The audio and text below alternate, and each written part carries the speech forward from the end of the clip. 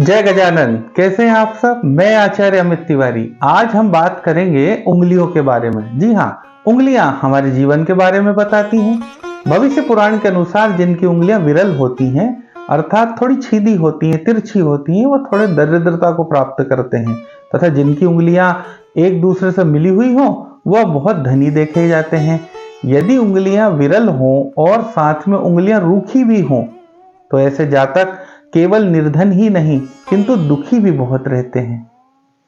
गरुड़ पुराण के अनुसार यदि उंगलियां सीधी हों और शुभ हों तो वह आयु को बढ़ाती हैं, अर्थात जिनकी उंगलियां टेढ़ी ना हो तो वे दीर्घायु देखे गए हैं, और जिनकी उंगलियां पतली हों उनकी स्मरण शक्ति बहुत अच्छी देखी गई है। किंतु यदि उंगली चपटी हो तो वह दूसरों के यहाँ नौकरी कर अपना जीवन यापन करते हैं। आप भी अपनी उंगलियों को गौर से देखिएगा। और जिनकी उंगलियां मोटी हो वह भी निर्धनता को प्राप्त करते हैं। उनको पता ही नहीं होता कि उनके साथ कितनी समस्याएं हैं। हाथों में उंगलियों के झुकाव और उंगलियों से जुड़े हुए अन्य विषयों पर भी आज हम बहुत महत्वपूर्ण बात करने वाले हैं। जी हाँ, सभी प्रकार के हाथों में उंगलियों का प्राकृतिक झुकाव गुण, कर्म और स्वभाव के अनुसार किसी न किसी उंगली की ओर जरूर होता है। किसी भी हाथ को अपने प्रभाव से वंचित नहीं रखना।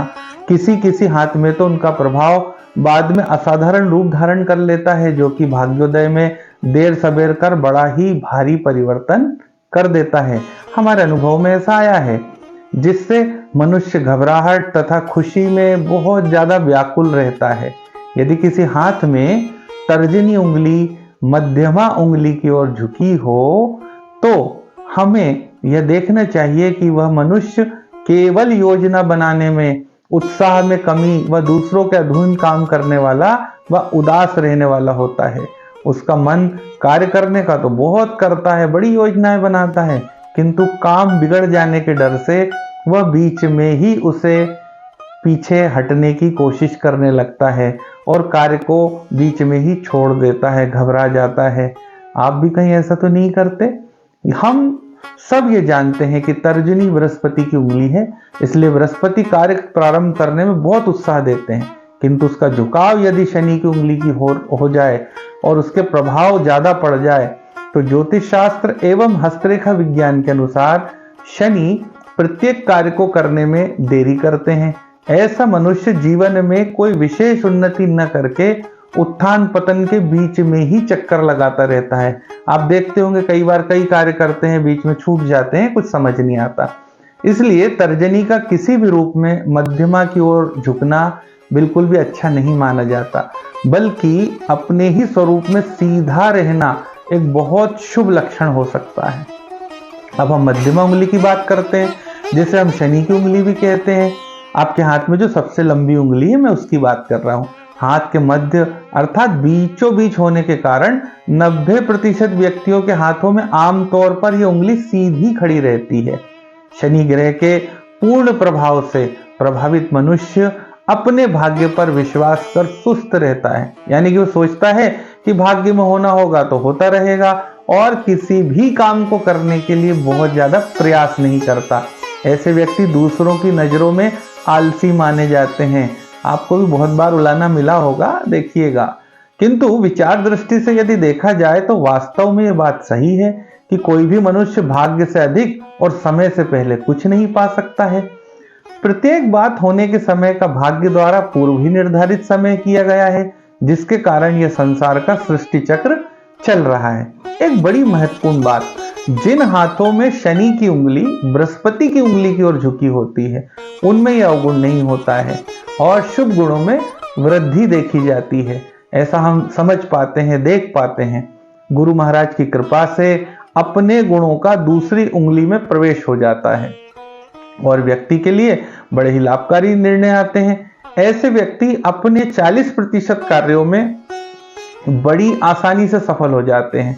उनकी अभिलाषाएं पूर्ण होने लगती हैं, उनके जीवन में नए रास्ते मिलने लगते हैं। गुरु बहुत ही शुभ ग्रह माने गए हैं, जिसके साथ भी शनि को शुभ प्रभाव मिल जाता है। और यही मध्यमा उंगली यदि अनामिका यानी सूर्य की उंगली की ओर झुक जाए तो क्या होगा। तो आप देखिए कि यदि आपकी उंगली को गौर से देखिएगा तो उस मनुष्य के हाथ में और भी अशुभ गुणों का प्रवेश हो जाता है। जैसे कि हम सब जानते हैं कि ज्योतिष शास्त्र में सूर्य को शनि का शत्रु माना गया है। पिता पुत्र हैं हालांकि, किंतु दोनों एक दूसरे को, शनि को सूर्य का शत्रु माना गया और सूर्य को शनि का शत्रु, और दोनों ही क्रूर ग्रह हैं, पाप ग्रह भी हैं। तो इस तरह से अगर हम इस चीज को समझें तो दोनों ही एक दूसरे को बुरी दृष्टि से देखते हैं, उनके लिए हानिकारक होते हैं, बुरा प्रभाव दिखाते हैं। ऐसे मनुष्यों में जिनके अंदर ये प्रभाव हो, उनमें बदला लेने की भावना बड़ी प्रबल रहती है। शत्रु के प्रति सदैव बदला लेने की भावना रहती है। अब हम बात करेंगे तीसरी उंगली यानी सूर्य की उंगली की। अब उंगली सदैव ये सुडौल हो, उतार चढ़ाव व सीधी भी हो तो बहुत अच्छा है। अपने पूरे गुण के साथ अगर आपके साथ है सीधी उंगली तो बहुत लाभकारी है। इसके साथ ही यदि सूर्य रेखा भी अगर उपलब्ध हो तो फिर तो शुभ फलदायक है। मनुष्य किसी न किसी में बहुत पारंगत होता है, अपने विषय का जानकार होता है। ऐसी स्पष्ट स्थिति में अनामिका हमको बहुत सफलता देती है और ऐसा मनुष्य अवश्य अपने कार्यों में सफलता प्राप्त करता है। वह बहुत ही उत्साही होता है, परिश्रम करता है, लगातार उन्नति के पथ पर अग्रसर रहता है। किंतु यदि दुर्भाग्यवश शनि की ओर झुक जाए ऐसी उंगली तो सभी गुण अवगुणों में परिवर्तित हो जाते हैं। शनि दोषों से मनुष्य प्रभावित होने लगता है। निराशा ऐसे व्यक्ति को घेर लेती है, उसके अंदर डिप्रेशन भर जाता है। कोई चीज चोरी कर लेना है, बड़ा सुस्ती लगी रहती है, बड़ी उदासीनता है, आलसीपन है, दूसरों का बुरा करने की इच्छा बड़ी प्रबल होती है। तो ऐसे अशुभ चिन्हों का प्रभाव भी आपको प्रभावित कर सकता है और यदि इनका प्रभाव ज्यादा हो तो ऐसे व्यक्ति आत्महत्या करने तथा बहुत गुस्से में होने पर किसी की हत्या करने तक भी आगे बढ़ जाते हैं। इसके विपरीत यदि अनामिका उंगली, कनिष्ठिका उंगली अर्थात बुध की उंगली की ओर झुकी हो तो मनुष्य में अनेक शुभ गुणों का समावेश हो जाता है। ऐसा आदमी एक बहुत बड़ा व्यापारी हो सकता है, कोई लेखक हो सकता है, कोई कवि हो सकता है, कलाकार बनता हमने ऐसे लोगों को देखा है। ऐसे व्यक्ति धार्मिक विषयों में आचार्य की पदवी प्राप्त करते हैं, पढ़ाई लिखाई में बहुत अच्छा काम करते हैं और बहुत सफलता भी हासिल करते हैं। आप भी अपने बच्चों की उंगलियों को गौर से देखिए और उनके बारे में जानने की कोशिश कीजिए। अनामिका उंगली का कनिष्ठिका उंगली की ओर झुका रहना एक शुभ लक्षण माना गया है जो कि व्यक्ति को धन संपन्न बनाता है। अब हम बात करेंगे आगे चौथी उंगली यानी कनिष्ठिका उंगली की, जिसे हम बुद्ध की उंगली भी कहते हैं और इसका स्वामी बुद्ध देवता माने जाते हैं जो बुद्धि के देवता हैं। और बुद्ध की उंगली जिसको हम कहते हैं यानी हमारी बुद्धि का डिसीजन तो वहीं से होता है। यह उंगली यदि सीधी और सुडौल हो और लंबी हो तो मनुष्य में अनेक गुणों का समावेश स्वतः ही हो जाता है, वो गुणवान व्यक्ति बन जाता है। ऐसा व्यक्ति बहुत ही विनोदी स्वभाव का होता है, हंसने हंसाने वाला होता है, चंचल प्रकृति का होता है, बहुत उत्तम वक्ता होता है, साथ ही साथ अनेक गुणों से युक्त होता है। यदि कनिष्ठिका उंगली का झुकाव सूर्य की उंगली यानी अनामिका उंगली की ओर हो जाए तो उस मनुष्य के गुणों में और भी चार चांद लग जाते हैं। वह हर कार्य में आसानी से सफलता प्राप्त कर लेते हैं। ऐसे व्यक्ति पढ़ाई लिखाई तथा व्यापार में बड़ी सफलता अर्जित करते हैं। हमने देखा है अपने अनुभव के आधार पर भी और गुरुजनों के माध्यम से भी ऐसी जानकारी हमें मिलती है कि यदि हाथ की उंगलियों को सीधा मिलाकर देखने से आर पार उंगलियों के मध्य में छेद दिखाई दे तो समझना चाहिए कि ऐसे व्यक्ति कभी कभी अपनी इनकम से यानी अपनी आय से बहुत अधिक खर्च करने वाले होते हैं। और यदि उंगलियां एक दूसरे से चिपककर बंद हो जाएं, पूरी तरह से चिपकी हो, कोई छेद ना हो, जिसमें दूसरी ओर कुछ भी दिखाई ना दे, तो मनुष्य बहुत ही कंजूस प्रवृत्ति के और धनवान भी बनते हैं। यदि तर्जनी और मध्यमा के बीच में छिद्र या दरार हो तो क्या होगा? तो जीवन के प्रथम भाग में धनहीनता का प्रभाव देखने को मिलता है।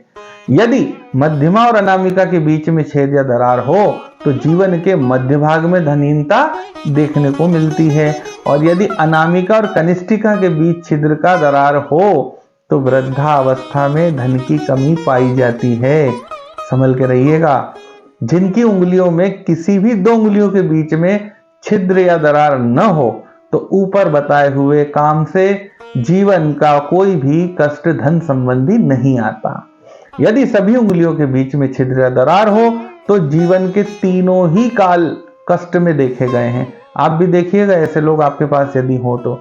यदि कनिष्ठिका और अनामिका एक दूसरे मिली हुई हो तो ऐसे व्यक्ति को बुढ़ापे में बड़ा धन सुख होता है, और यदि उंगलियां एक दूसरे से गहराई से जुड़ी हो तो सदैव धन समृद्धि जीवन में उपलब्ध रहती है।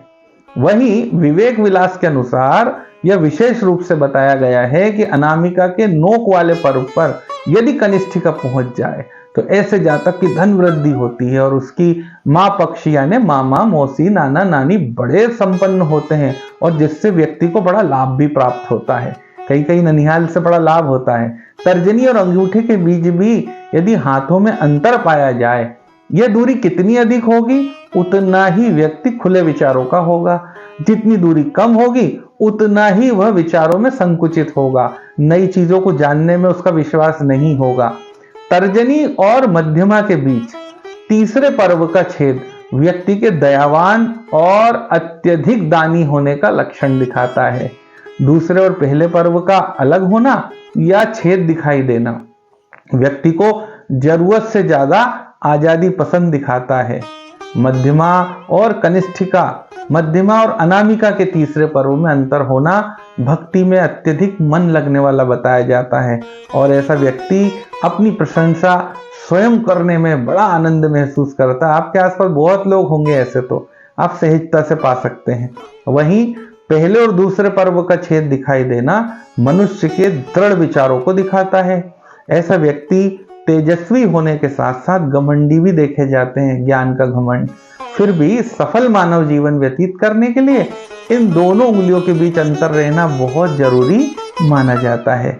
इससे उस व्यक्ति को धन और यश दोनों की प्राप्ति होती है। वहीं हम बात करते हैं कनिष्ठिका और अनामिका के तीसरे पर्व के बीच में यदि छेद हो तो कैसा होगा। ऐसा व्यक्ति जवानी और प्रौढ़ अवस्था में भी बचपन की तरह हंसता खिलखिलाता रहेगा, मनोविनोद करेगा, सबको माहौल को बड़ा हल्का कर देगा। ऐसे व्यक्ति किस्से कहानी सुनाने में बड़ा महारत रखते हैं, और प्रथम और द्वितीय पर्व के बीच यदि अंतर हो तो किसी भी कार्य में सफलता मिलने में बहुत समस्या नजर आती है, और यदि ये छेद पूरी तरह बंद हो तो ऐसे व्यक्तियों को खूब सफलता प्राप्त होती है। अब हम बात करेंगे उंगलियों की गठानों के बारे में। चारों उंगलियों में दो दो गठाने होती हैं। यदि ये गांठें नहीं हो और उंगलियां सीधी रहें, मुड़ न सकें, तो सभी हाथों में इसका उपाय होता है। गठाने पाई जाती हैं जो कि हमारे सिस्टम को सही से चलाती हैं। किंतु जिन मनुष्यों के हाथ में गांठें बड़ी नहीं होती या हाथ बहुत मासल होने के कारण दिखाई नहीं देती, उनकी उंगलियां सीधी और चिकनी मालूम होती हैं। ऐसे लोगों के लिए जैसे उनके हाथों में गांठें हो ही नहीं। इसके विपरीत कुछ लोगों के हाथों में गांठें इतनी बड़ी व निकली हुई होती हैं कि वो हमें दूर से दिखाई देती हैं। अगर हम देखते हैं किसी का हाथ, तो आप भी देखते होंगे। तो नाखूनों की ओर से प्रारंभ करने पर जो पहली गांठ होती है उस गांठ को ऊपर की गांठ तथा जो दूसरी गांठ होती है उसे नीचे की गांठ कहा जाता है। आप भी गौर से देखिएगा, जिन लोगों के हाथों में ऊपर की गांठ साफ दिखाई देती है उनके कार्य क्षमता बहुत अच्छी पाई जाती है, और जिनकी दूसरी गांठ ज्यादा दिखाई दे ऐसे लोग साहित्य व कला में महारत रखते हैं। खुद ना करते हो पर उस विषय को पसंद करते हैं, जानते हैं, किंतु साथ ही साथ यह लोग धन कमाने में पर्याप्त ध्यान भी देते हैं। यदि किसी व्यक्ति की दोनों गांठें बहुत अच्छी हों तो वह व्यक्ति साहित्य, संगीत, कला आदि से खूब धन कमाता है। किंतु यहाँ पर यह ध्यान रखना आवश्यक है कि उंगलियों का नुकीलापन व्यक्ति के साहित्यिक एवं कलात्मक व दार्शनिक होने के लिए महत्वपूर्ण है। तो आज हमने उंगलियों के बारे में इतनी सारी बातें की, ढेर सारी। आगे भी हम ऐसी ही बातें आपके साथ करते रहें, अन्य महत्वपूर्ण विषयों पर चर्चा करें। आप भी यदि कुछ जानना चाहते हैं तो हमें कमेंट जरूर करें, हम उनका उत्तर भी देंगे और उस विषय पर वीडियो भी बनाएंगे। यदि आप हमारे चैनल पर नए हैं तो इसे सब्सक्राइब कीजिए, इस वीडियो को लाइक कीजिए और इस वीडियो को ज़्यादा से ज़्यादा लोगों को शेयर कीजिए, ताकि वे भी अपने विषय में इस वीडियो के माध्यम से जान सकें, जानकारी ले सकें। क्योंकि ये महान सामुद्रिक ज्ञान है, जितना हमें मिल सकता है हम सब उसका आनंद ले सकते हैं और अपने जीवन को सही दिशा दे सकते हैं, जान सकते हैं। तो फिर मिलते हैं, फिर किसी नए विषय के साथ जो कि आपके हमारे ज्ञानवर्धन में सहायक हो। आज के लिए बस इतना ही। जय गजानन।